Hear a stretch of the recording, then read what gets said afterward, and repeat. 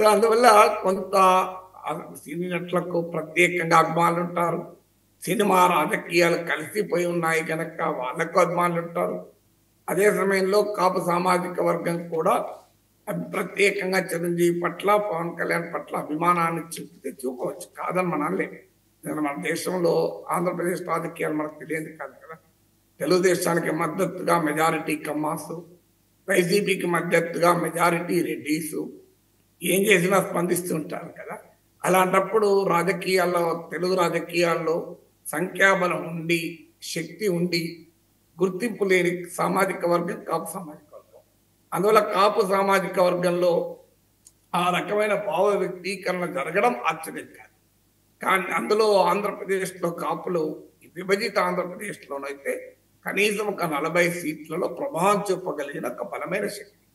ఆంధ్రప్రదేశ్‌లో వైసీపీ ఘోర పరాజయానికి ముఖ్య కారణం చంద్రబాబు నాయుడు, పవన్ కళ్యాణ్, టీడీపీ, జనసేనలు కలవడమే కాదు, ఒక అన్నేచురల్ సోషల్ కోalition ఆంధ్ర రాజకీయాల్లో కనిపించింది. ఒక అసహజమైన సామాజిక సంబంధం.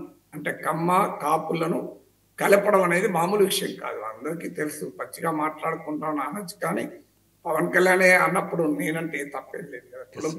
ఆ పిచ్చి ఆ మేరకు ఉంది అని.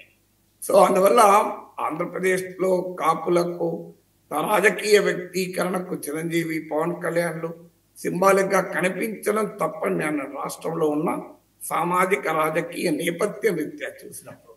ఎందుకంటే 2014లో పవన్ కళ్యాణ్ టీడీపీతో కలిసి రావడం కాపు ఓటింగు కూటమికి అనుకూలంగా ఆనాడు ఎన్డీఏకి అనుకూలంగా పడింది.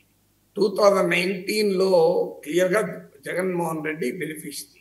కారణం పవన్ కళ్యాణ్ తెలుగుదేశంతో లేకపోవడం, విడిగా పోటీ చేయడం.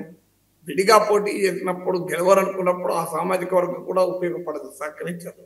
అందుకే భీమవరం గడ్డ పైన, మీకు గాజువాక గడ్డ పైన పవన్ కళ్యాణ్ ఓడిపోయాడు.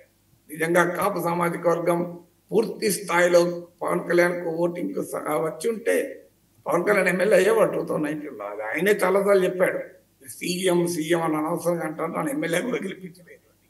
సో కాపులను ఉద్దేశించి కాదు, ఆయన అభిమానం కూడా ఉద్దేశించి మాట్లాడాడు.